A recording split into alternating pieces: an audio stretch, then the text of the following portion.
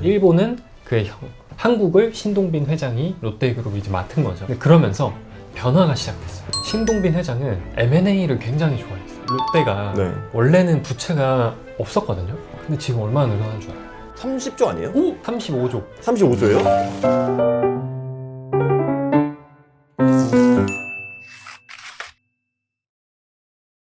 모든 것은 부동산으로 연결된다. 안녕하세요. 부자 친구들의 전 사이트입니다. 안녕하세요, 부자 친구들 맥스입니다. 오늘도 누구나 다 알만한 그런 걸 갖고 왔습니다. 아 근데 이게 항상 썰동산 하면서 느끼는 거는 누구나 다 알만한 소재는 맞아. 근데 내용이 깊게 들어가면은 누구나 다 알지 못하는 내용들이 나오니까 그래서 우리 영상을 봐야 돼. 그래서 유익한 거 아니겠습니까? 그죠. 그죠.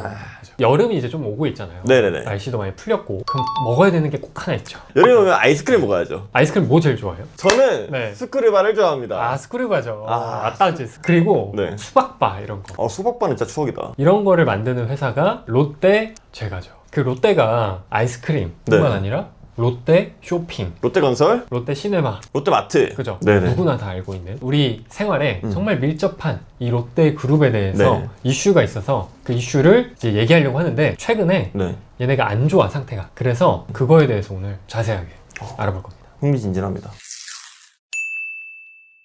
롯데가 원래는 부채가 없었거든요. 근데 지금 얼마나 늘어난 줄 알아요? 근데 저 이거 들은 것 같아요. 30조 아니에요? 오! 35조. 와, 내 생각보다 많네. 그죠. 근데 이게 그 기점이 있어요. 그게 바로 CEO가 바뀌면서 신격호 명예회장이라는 분이 기업을 운영할 때에는 돈 무차익, 우리가 잘하는 걸 하자, 돈을 빌리지 않고 운영을 했었어요. 그래서 그 어렵다고 했던 IMF 때도 망하지 않고 구조조정하지 않고 월급 다 주고 이렇게 건실하게 운영을 했던 게 롯데인 거죠. 그렇게 건실하게 엄청난 부동산을 보유하면서 건실하게 왔었는데 이게 경영자가 바뀌면서 일본은 그의 한국을 신동빈 회장이 롯데그룹을 이제 맡은 거죠. 근데 그러면서 변화가 시작됐어요. 신동빈 회장은 M&A를 굉장히 좋아했어요. 빠르게 확장하자는 그런 공격적인 사업가 스타일이었구나. 그래서 그때 우리홈 쇼핑을 인수해서 롯데홈 쇼핑으로 바꾼 거죠. 그리고 롯데 주류, 두산 주류를 인수해가지고 롯데 주류를 바꾼 거였어요.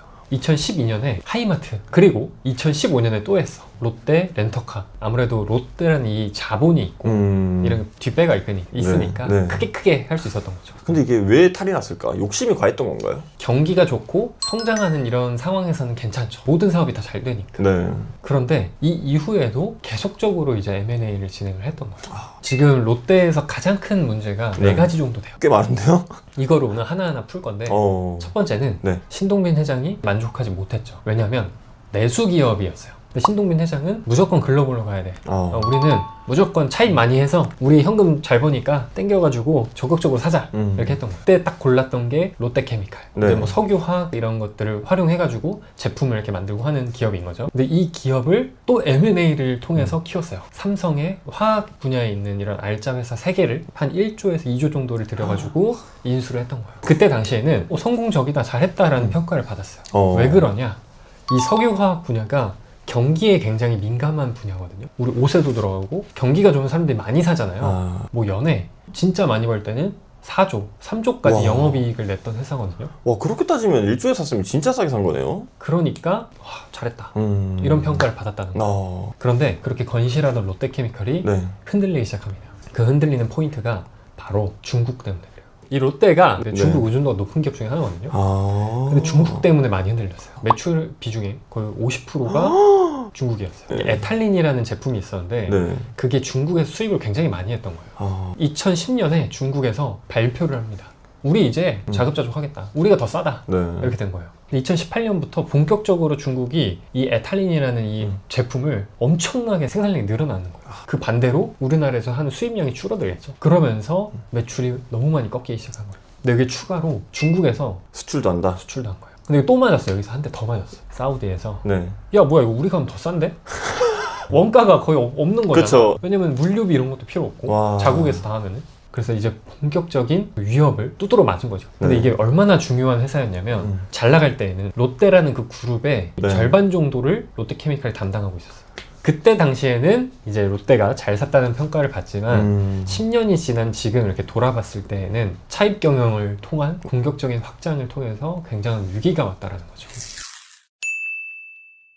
근데 그 다음 또 스텝이 있어요. 롯데 쇼핑을 또 얘기를 안 할 수가 없어. 이 롯데 마트, 네. 롯데 백화점 네. 이런 것들이 그럼 확장을 계속 해야 되는 어쩔 수밖에 없는 숙명인 거야. 근데 할 데가 없잖아. 롯데가 선택한 건 중국이었어요? 중국이죠.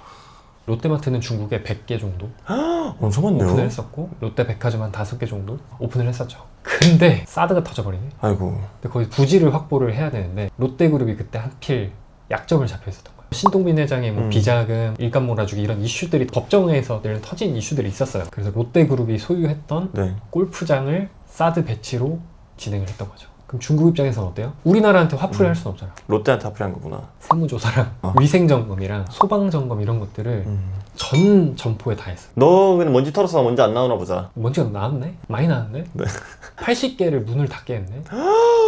100개 중에요? 네, 문을 닫아버리니까 롯데 입장에서는 어떻게 할 수가 없는 거야. 그럼 어떻게 해? 마지막 선택은? 팔고 나와야 되잖아. 안 팔리는 거야.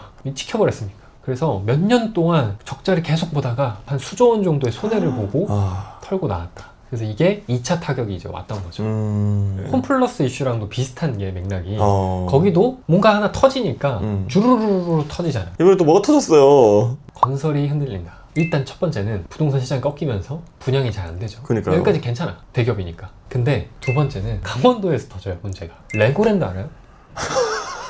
강원도에서 이거를 출자를 해주고 강원도 기관에서 사업을 진행을 했던 스토리인데 근데 이 기관이 운영을 제대로 못한 거야. 그러니까 뭐 빚만 거의 2천억 가까이 지게 된 거예요. 투자를 했던 사람들은 네. 강원도를 믿고 투자를 한 거죠. 갑자기 강원도에서 뭐라고 했냐면 우리 안 할 거야. 책임 안 질 거야. 회사 기시청하자. 이렇게 된 거예요. 이건 지자체인데 누굴 믿을 수 있어. 채권 시장이 난리가 납니다. 금리가 엄청나게 폭등하고 돈을 안 빌려주겠다고 한 거예요. 근데 이런 건설사들은 회사채를 발행해서 회사의 신용을 담보로 해서 네. 돈을 조달을 하거든요. 근데 조달이 힘들어진 거야. 아, 그 이슈 때문에? 아, 그게 이렇게 연결되는 거구나. 이 레고랜드 사태를 했던 게 프로젝트 파이낸싱이라고 하는 건설 사업이나 이런 투자를 할 때 진행하는 대출 상품이거든요. 증권사에서 한때 이제 PF 대출이 막혔거든요. 그러다 보니까 시행사가 많이 망한 거예요. 요즘에는 시행사가 망하면 시공사가 책임을 져야 돼요. 그 채무가 다 누구한테 넘어요? 롯데 건설로 다 넘어요.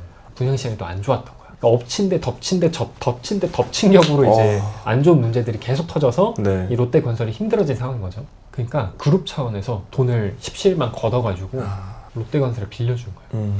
그래서 이제 그룹 전체로 리스크가 퍼지게 됐다. 그러면서 롯데케미칼도 지금 적자를 보고 있고요. 지금 거의 몇 천억씩 적자예요. 롯데홈쇼핑은 뭐 말할 것도 없고 건설도 적자가 되고 롯데그룹의 거의 3대장이었는데 얘네가 다 흔들려 버려요. 어쩔 수 없이 롯데월드몰까지 담보 제공을 하게 된 거예요.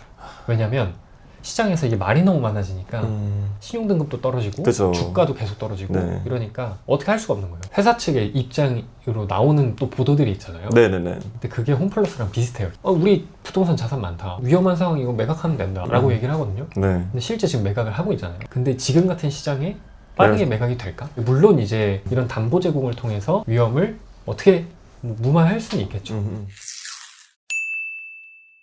네 번째는 뭘까요? 이게 롯데에서 너무 몸집을 불리는 거에 집착했다. 내실을 좀 다질 필요는 있어. 2조짜리 배터리 회사 중고나라도 인수하고 본질이 약해지니까 대체할 걸 계속 인수를 찾았던 것 같아요. 근데 이 회사들이 돈을 또 잘 벌면 좋은데 네. 적자예요 다. 특히나 뭐 롯데홈쇼핑 이런 것들은 이자를 내지도 못해요. 월에 한 5천억 나오거든요. 그렇게 큰 몸집이 큰 회사에 돈을 빌려준 은행도 리스크가 생길 수 있는 거 아니에요? 그래서 네. 이 롯데 월드몰을 네. 담보로 제공했던 가장 결정적 이유가 있기는 해요. 롯데케미칼에서 회사채를 계속 발행을 해서 네. 돈을 조달했거든요. 이게 조건들이 여러 가지가 있었는데 그 중에 하나가 담보 비율 같은 그런 조건들이 들어가 있었어요. 네. 쉽게 얘기하면은 회사 건전하게 유지해. 영업이익보다 대출이 몇 배 더 많으면 안 돼. 이게 지켜지지 않으면 조기에 이걸 상환해야 돼. 근데 이게 조건이 안 지켜지게 된 거야. 왜냐면 건설도 돈 빌려줘, 적잖아 이러니까. 그래서 상환해야 될 상황에 놓였던 거예요. 이거 하나만 조기 상환하는 게 아니라 줄줄이 엮여져 있는 것들도 다 상환 조치를 해야 돼서 롯데 월드몰을 담보로 1차적인 입막음을 일단 한 거죠. 만약에 이렇게 최악으로 갈 경우에는 유동성 이슈가 생길 수 있다라는 게 현재 시장의 평가예요. 근데 또 롯데 측 입장을 들어봐야겠죠. 야, 우리 부동산 자산 60조 원 있어. 그리고 현금 15조 있어. 많긴 많다. 그래서 이제 시장의 평가가 나눠지긴 해요. 이 정도면은 그래도 버틸 수 있다. 다른 평가는 본질이 근데 약하잖아. 위험한데? 나뉠 수밖에 없겠다 근데 이건. 그죠. 그래서 요즘 롯데가 굉장히 힘든 시간을 겪고 있다. 그러면 오늘 롯데그룹의 위기에 대해서 한번 알아봤습니다. 네. 굵직한 기업들이 흔들리고 있다. 지금 제가 생각하기에 롯데그룹은 갈림길에 서 있다. 안 되는 사업들을 매각하면서 접고 잘하는 분야의 본질 강화를 해야 되지 않나 라는 생각이 들더라고요. 이전에 찍었던 홈플러스도 그렇고 롯데도 그렇고 위기설이 나오고 있는 이유가 과도한 차입 때문에 그러죠. 결국에는 성공 전략 혹은 실패의 길이 비슷한 것 같아요. 너무 무리한 이런 차입 하나라도 도미노처럼 탁 흔들리면은 쭈르륵 무너진다는 장밋빛 미래를 보는 건 물론 좋습니다. 근데 그 가는 과정에 내가 감당할 수 없는 돈을 빌리면 힘들어지게 된다. 그래서 중요한 거는 부동산을 매입할 때 항상 현금 흐름을 생각해야 된다. 특히나 내가 어디까지 감당할 수 있는지, 최악의 경우가 어떤 경우인지를 항상 생각해서 투자를 하시면 좋을 것 같습니다. 이번 콘텐츠도 도움이 되셨다면 구독, 좋아요 부탁드리고, 여러분이 이 사회 전반에 궁금한 이슈가 있으시면 댓글로 남겨주시면 저희가 열심히 파헤쳐가지고 알려드릴 수 있도록 하겠습니다. 오늘도 긴 영상 시청해주셔서 감사합니다. 지금까지 부자친구들의 전 사이트 그리고 맥스였습니다. 감사합니다.